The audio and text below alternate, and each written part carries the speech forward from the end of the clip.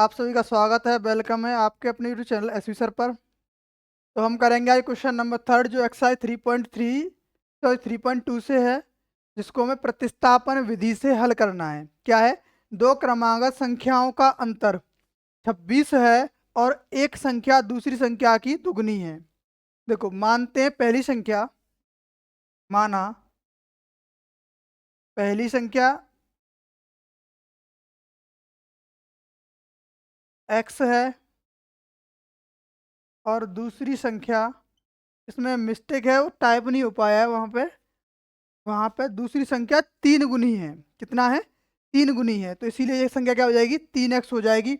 अब दोनों संख्याओं का जो अंतर है वो कितना है? 26 है। 3x माइनस एक्स बराबर 26, यानी 2x बराबर 26। तो x का मान कितना आ जाएगा यहाँ से? x का मान 13 रहेगा। यानी पहली संख्या कितनी होगी? 13 होगी और दूसरी संख्या 39। 13 तिये 39 रहेगी। क्लियर है? सबसे पहले हमने क्या किया? पहली संख्या को माना है, x हो गई। दूसरी संख्या पहली संख्या की 3 गुनी थी।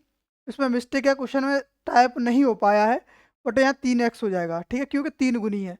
अब दोनों संख्याओं का अंतर कितना है? 26 है। तो एक संख्या कितनी आ गई? 13। दूसरी कितनी हो जाएगी? 39। ठीक, चलिए अब दूसरे क्वेश्चन की ओर मूव करेंगे। इसी का सेकंड पार्ट है।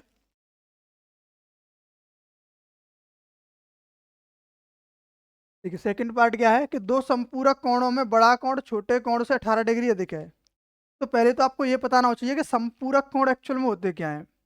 एक होता है पूरक कोण, दूसरा होता है संपूरक कोण। पूरक कोण वो होते हैं जिनका योगफल, जिन दो कोणों का योगफल 90 डिग्री होता है उसे पूरक कोण बोलते हैं, और जिन दो कोणों का योगफल 180 डिग्री होता है उन्हें संपूरक कोण बोलते हैं। ठीक, तो उसने कहा है कि जो छोटा कोण है, तो छोटा कोण हमें पता नहीं है, हम मान लेंगे, माना छोटा कोण बराबर x और बड़ा कोण कितना है? छोटे वाले से 18 अधिक है। अब दोनों संपूरक कोण है तो छोटा और बड़ा दोनों मिलके क्या हो जाएंगे? 180 डिग्री के बराबर हो जाएंगे, बराबर 180 डिग्री। अब 2x बराबर होगा 180 माइनस 18, यानी 2x बराबर 162। x का मान कितना आ जाएगा? 81। यानी वो संख्या कितनी रहेगी? 81 रहेगी एक, यानी छोटा कोण हो गया 81 और बड़ा कोण कितना हो जाएगा? 99 डिग्री का। कितना होगा? 99 डिग्री का रहेगा। क्लियर? चलिए देखिए, नेक्स्ट क्वेश्चन की ओर मूव करेंगे। इसी का थर्ड पार्ट है।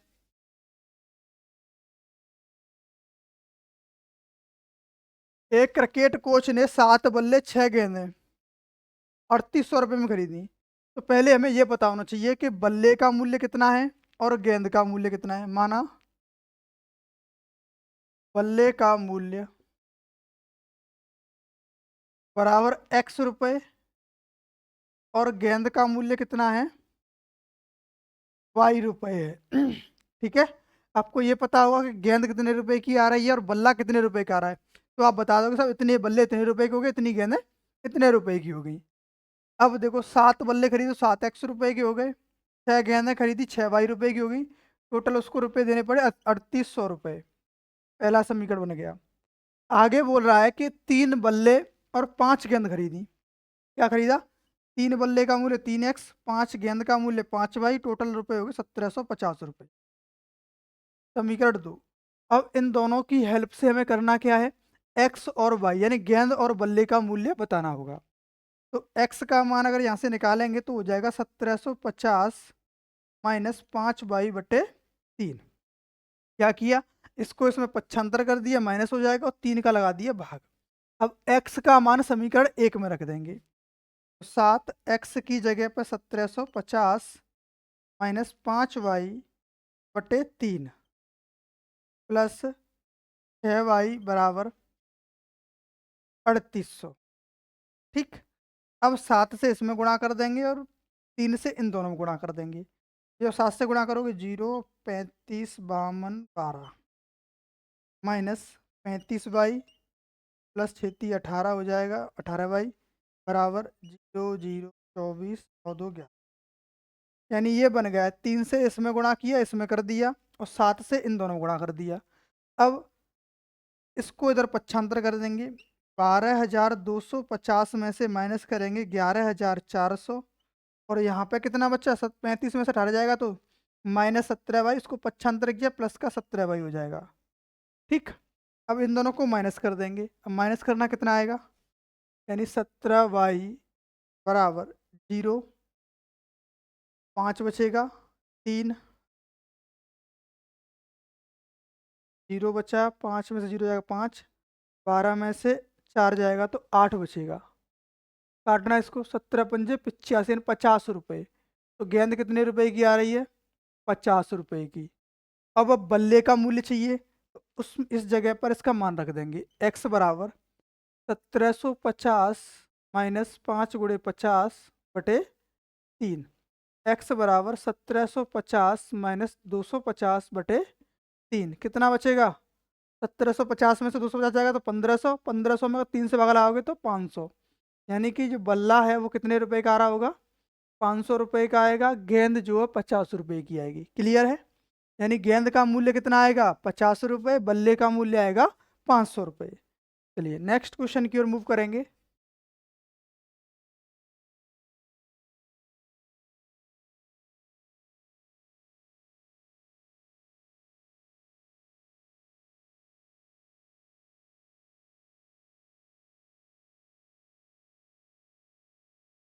देखिए इसी का फोर्थ पार्ट है।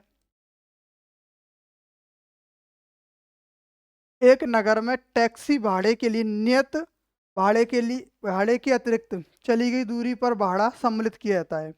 10 किलोमीटर की दूरी चलेंगे तो 105 रुपये देने पड़ेंगे। तो उसने एक बात कही है कि यहाँ पे जो नियत भाड़ा है कि अगर आप टैक्सी में बैठ भी गए तो आपको X रुपये देने पड़ेंगे।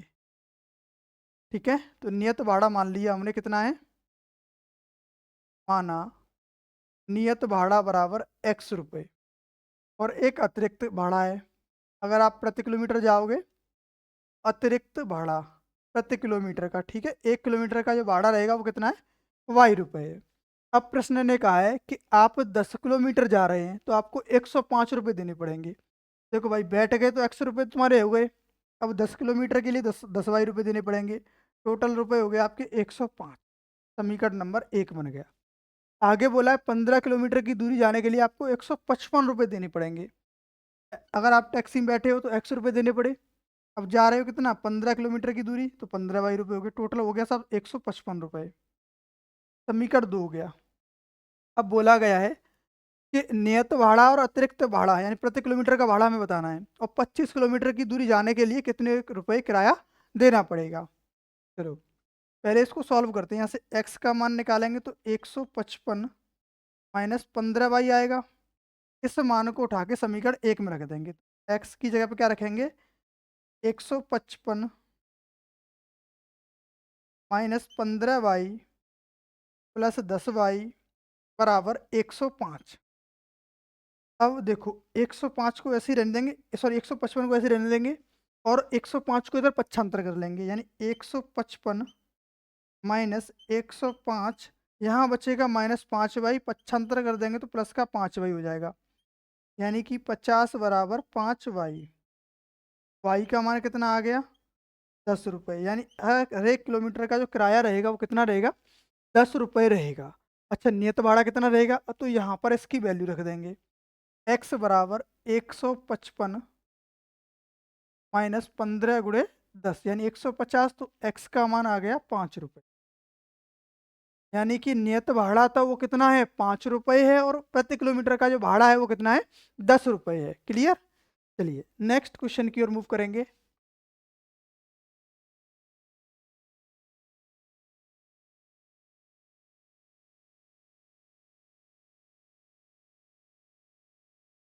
देखिए अगला क्वेश्चन क्या है, सी का फिफ्थ पार्ट है। क्या है, किसी भिन्न के अंश व हर दोनों में 2 जोड़ दिया जाता है तो भिन्न 9/11 हो जाती है। तो पहले आपको ये बताना चाहिए कि भिन्न का अंश और हर एक्चुअल में है क्या। माना भिन्न का अंश बराबर X रुपये, और जो भिन्न का हर है वो कितना है, वाई है, सॉरी रुपये में नहीं आएगा यहाँ। अंश को हमने x मान लिया और हर को क्या मान लिया है y। अब सवाल में बोला गया कि दो अंश और दोनों में 2 जोड़ दिया जाता है, क्या किया हमने। अब तो भिन्न कितनी बन जाएगी भाई, अंश बट्टे हर भिन्न होती है, यानी कि x बट्टे वाई का रूप भिन्न का बन जाएगा। अब उसने कहा है कि अंश में आप 2 जोड़ दो, हर में भी आप 2 जोड़ दो, तो भिन्न हो गई 9/11। समीकरण नंबर 1 बना लिया हमने, ठीक है। और इसको सॉल्व करके हम x की वैल्यू भी निकाल लेते हैं। क्या कर रहे हैं, सॉल्व करके x की वैल्यू कर लो भाई। 11 से इसमें गुणा कर दो, 2 और 9 से इसमें गुणा कर लो, तो 11x + 22 बराबर 9y + 18। अगर हम x का मान निकालेंगे तो 9y - 4/11 आएगा, क्योंकि 22 को इधर पक्षांतर करोगे तो -22 हो जाएगा, और माइनस का 22 प्लस का 18 बचेगा -4, और 11 से इसमें भाग लग जाएगा। आगे बोला है अंश और हर दोनों में 3 जोड़ दिया जाता है। अब भाई क्या कहा है कि अंश में भी 3 जोड़ दो, हर में भी 3 जोड़ दो, तो भिन्न जो है 5/6 हो जाती है। कितनी हो जाती है, 5/6 हो जाती है। अब दोनों का क्रॉस मल्टीप्लाई कर दो, x की जगह पे ये मान रख देंगे। करते हैं, चलो ये हो जाएगा 6x + 18 बराबर 5y + 15। अब x की जगह पे क्या रख दोगे, 9y - 4, 6 9y - 4/11 प्लस 18 बराबर 5y + 15। अब 11 से इन सब में गुणा कर देंगे और 6 से इसमें गुणा कर देंगे। करो, 9 छिक्के 54 हो जाएगा, 54y - 24 प्लस 8 9 198 हो जाएगा, बराबर 55y प्लस 5 6 165। अब देखो 54 को हम इस तरफ पक्षांतर कर देंगे, 165 को इधर ले आएंगे। इसको उठा दो पहले, कितना बचा यहाँ पे 4, यहाँ पे 7, यानी 174 बचा दोनों को माइनस करने के बाद, और -165 और कर देंगे, बराबर यहाँ 55y - 54y। यहाँ तो y बचेगा, तो यहाँ कितना बचेगा 9, तो y का मान कितना आ गया, 9 आ गया। अब y का मान कहाँ रख देंगे, हम इसमें रख देंगे, तो यहाँ से x का मान निकल आएगा। x बराबर 9 गुणे 9 - 4/11, x बराबर 81 - 4/11, यानी 77/11। ये कट गया कितने बार, 7 बार। x का मान कितना आ गया, 7। अब पूछा है कि भिन्न क्या होगी, तो भिन्न क्या थी, x/22 यानी 7/9 ये भिन्न रहेगी, ठीक है। पहले हमने क्या किया था कि जो क्वेश्चन है उसमें अंश और हर को मान लिया, x और y। अब भिन्न का रूप क्या होगा, अंश बट्टे हर होगा।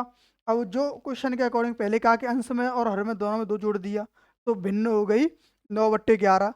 अब की बार क्या हुआ कि अंश और हर दोनों में 3 जोड़ दिया, तो भिन्न हो गई 5/6। दोनों को सॉल्व कर लिया, x और y के मान निकाल लिए, तो भिन्न कितनी आ गई यहाँ पे, भिन्न आ जाएगी 7/9। ठीक, चलिए नेक्स्ट क्वेश्चन की ओर मूव करेंगे। अब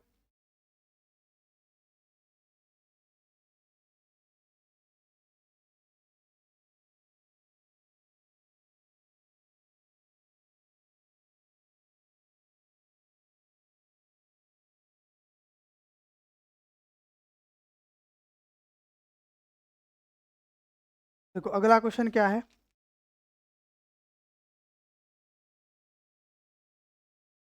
इसी का 6 पार्ट है कि 5 साल बाद जैकब की आयु उसके पुत्र की आयु से 3 गुनी हो जाएगी। तो किससे 3 गुनी हो रही है, उसके पुत्र से। तो पहले पुत्र की आयु हमें पता होनी चाहिए। माना पुत्र की वर्तमान आयु, सबसे पहले हमें क्या पता होना चाहिए कि इसकी वर्तमान आयु क्या है। वर्तमान आयु कितनी है, x है, किसकी, पुत्र की। अब जो जैकब है उसकी भी आयु पता होनी चाहिए। जैकब की वर्तमान आयु कितनी है, y है। अब प्रश्न के अकॉर्डिंग क्या बोला गया है, अकॉर्डिंग टू क्वेश्चन, यानी प्रश्न के अनुसार बातें बोली गई है कि 5 वर्ष बाद, कब, 5 वर्ष बाद, 5 वर्ष बाद की बात करें मतलब आगे की बातें कर रहा है। तो जो पुत्र की आयु रहेगी वो x + 5 हो जाएगी, और जो पिता की आयु है वो कितनी होगी, y+5 रहेगी। दोनों बराबर कब हो रही हैं, जब उसकी पुत्र की आयु की 3 गुनी हो जाएगी। यानी जो पुत्र है उसकी आयु जितनी होगी उसका अगर 3 गुना कर दें तो पिता की आयु के बराबर हो जाएगी। अब यहाँ से हम y का मान निकालते हैं, तो y बराबर कितना हो जाएगा, 3x प्लस 15 और -5। इसका इसमें गुणा कर दिया, 5 को पक्षांतर कर दिया, तो y का मान यहाँ से आ जाएगा 3x प्लस 10, समीकरण नंबर 1।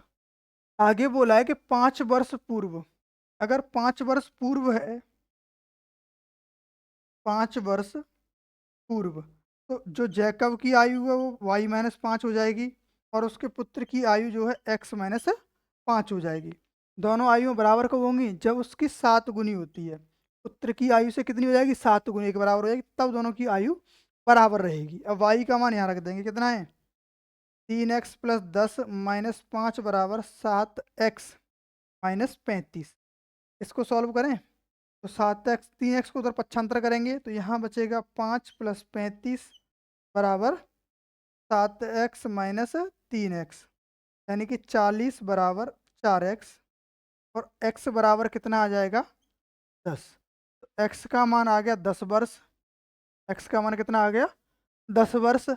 x की वैल्यू क्या आ जाएगी, 10 वर्ष आ जाएगी। अब y की वैल्यू निकालेंगे, तो y क्या आता, कौन था, पिता। y बराबर 3 × 10 + 10, यानी जैकब की आयु होगी वो कितनी रहेगी, 40 वर्ष रहेगी, और उसके पुत्र की आयु क्या रहेगी, 10 वर्ष रहेगी। समझ में आ गया। चलिए नेक्स्ट क्वेश्चन की ओर मूव करेंगे।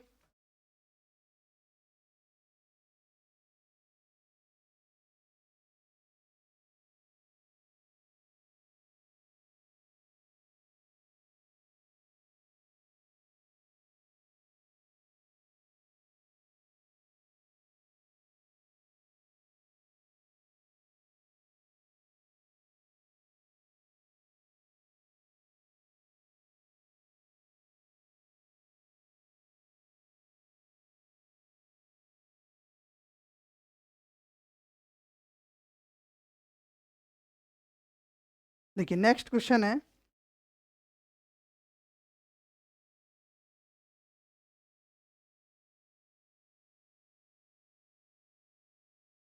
क्वेश्चन नंबर 4 है, निम्न रैखिक समीकरण 8x+8y बराबर 19 और 2x+11y = 28 को प्रतिस्थापन विधि द्वारा हल कीजिए और सत्यापित कीजिए। देखो हल करना है प्रतिस्थापन विधि से।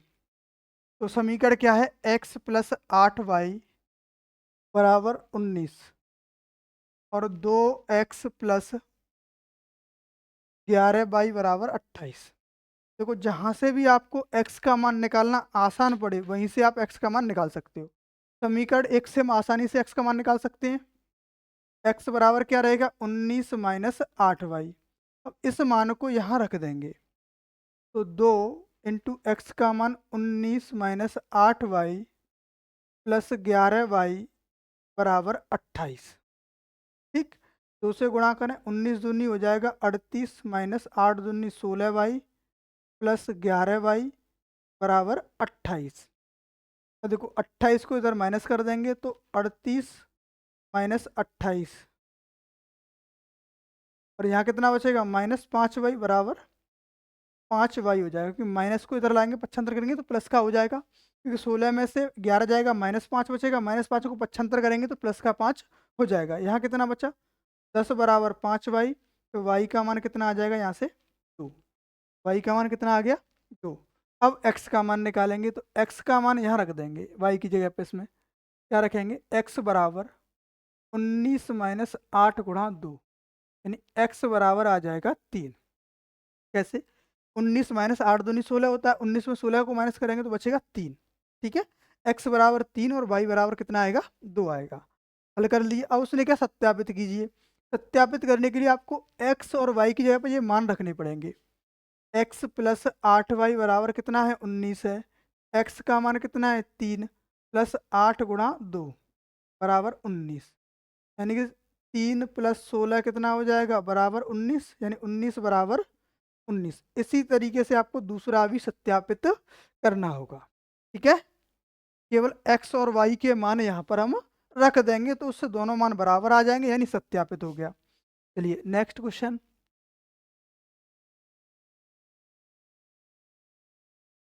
क्वेश्चन नंबर 5 है कि निम्नलिखित निकाय को प्रतिस्थापन विधि द्वारा हमें हल करना है। इसमें 2 क्वेश्चन दे रखे हैं।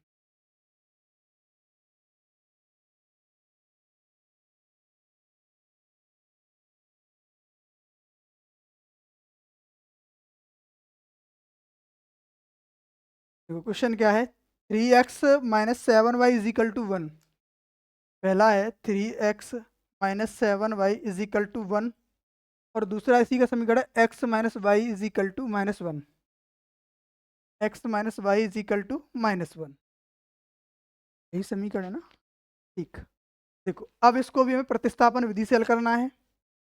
तो यहाँ से हम x का मान निकालेंगे, x बराबर होगा y माइनस 1, क्योंकि y इधर जाके प्लस का हो जाएगा, उधर माइनस 1 है, इस मान को इसमें रख देंगे। तो 3 into Y minus 1 minus 7y बराबर 3। तो ये हो जाएगा 3y माइनस 3 माइनस 7y बराबर 3। 3 को इधर पक्षांतर कर देंगे तो यहाँ कितना बचेगा, यहाँ बचेगा माइनस 4y बराबर 6, यानी y बराबर 6 बट्टे माइनस 4। तो y का मान आ जाएगा माइनस 3 बट्टे, y का मान कितना आ गया, माइनस 3 बट्टे 2। और इस y के मान को हम यहाँ रख देंगे। तो x बराबर माइनस 3 बट्टे 2 माइनस 1, यानी x बराबर हो जाएगा माइनस 5 बट्टे। इसको एलसीएम लेके आप सॉल्व कर लेना। अब इसका दूसरा पार्ट है, उसमें क्या इक्वेशन है, x plus 2y minus 3 is equal to 0। x plus 2y minus 3 is equal to 0। और दूसरा इक्वेशन है 3x minus 2y, 3x minus 2y plus 7 is equal to 0। ठीक, अब यहाँ से हम अगर x की वैल्यू इक्वेशन फर्स्ट से निकालते हैं तो x की वैल्यू रहेगी 3 माइनस 2y, इसको यहाँ रख दो।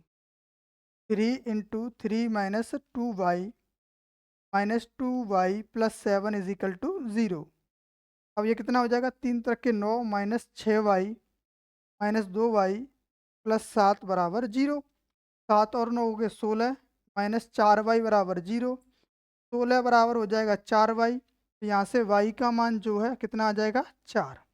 y का मान कितना आ गया, 4 आ जाएगा।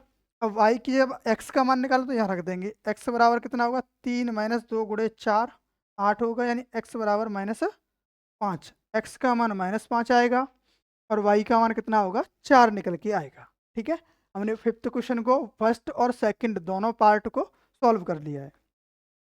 अब क्वेश्चन नंबर 6। क्वेश्चन नंबर 6 है, रैखिक समीकरणों के निकाय को हमें हल करके दिखाना है, और यहाँ से भी इसको प्रतिस्थापन विधि से हल करना है। और ये इस एक्सरसाइज का लास्ट क्वेश्चन है। एक्सरसाइज का क्या है, लास्ट क्वेश्चन है, और इसको हम सॉल्व करेंगे। और जो भी इस चैनल पर नए हैं वो चैनल को सब्सक्राइब कर लें, अपने क्लास 10th की बेटर नॉलेज को बढ़ाने, बेटर नॉलेज के लिए। और कंप्लीट सिलेबस भी आपको यहीं मिलेगा क्लास 10th का। ठीक है ना, चैनल को सब्सक्राइब करें, वीडियो को लाइक करें, और दोस्तों शेयर करना बिल्कुल भी ना भूलें। देखो क्या है question, A X plus B Y, A X plus B Y minus A plus B बराबर 0। और दूसरा समीकरण है B X minus A Y, B X minus A Y minus A minus B बराबर 0। तो पहले हम समीकरण 1 या समीकरण 2 से x का मान निकालेंगे। तो हम यहाँ से x का मान निकाल लेते हैं, तो a plus B minus plus का ए वाई अपॉन बी, सब इन सबको पक्षांतर किए, प्लस के हो जाएंगे, b से भाग लगा दिया। ठीक, अब इस x के मान को यहाँ रख देंगे। A plus B plus A Y बट्टे B plus B Y minus A plus B बराबर 0। अब इसमें से गुणा कर दो, यहाँ हो जाएगा A square plus A B plus A square Y, इसमें बी से गुणा कर देंगे, plus B square Y minus A B plus B square बराबर 0, क्योंकि 0 से गुणा करोगे तो सब 0 हो जाएगा। तो कुछ कट रहा है ए बी से, तो ए बी कट गया। ठीक, अब बचा कितना, वाई वाले टर्म ये रहे और रिमेनिंग क्या है, यहाँ A square plus B square बचा है। A square plus B square ये रहा, प्लस यहाँ A square Y plus B square Y बचा है, बराबर में 0। जब इसको हम पक्षांतर कर देंगे तो ए यहाँ से वाई कॉमन ले लेंगे, ए स्क्वायर प्लस बी स्क्वायर बराबर होगा माइनस ए स्क्वायर प्लस बी स्क्वायर। अब इससे ये कट जाएगा, यानी वाई का मान कितना आ गया, -1। वाई का मान कितना आ गया, -1। और इसमें वाई का मान रख देंगे हम, तो एक्स बराबर आएगा ए प्लस बी प्लस ए इंटू -1 अपॉन में बी, यानी एक्स बराबर ए प्लस बी माइनस ए बट्टे बी। ए से ए कट गया, बी बट्टे बी, बी से बी कटा, तो एक्स का मान कितना आ गया, 1 आ गया। एक्स का मान कितना आ गया, 1, और वाई का मान कितना आएगा, -1। चलिए आज के सेशन को यहीं पर समाप्त करते हैं।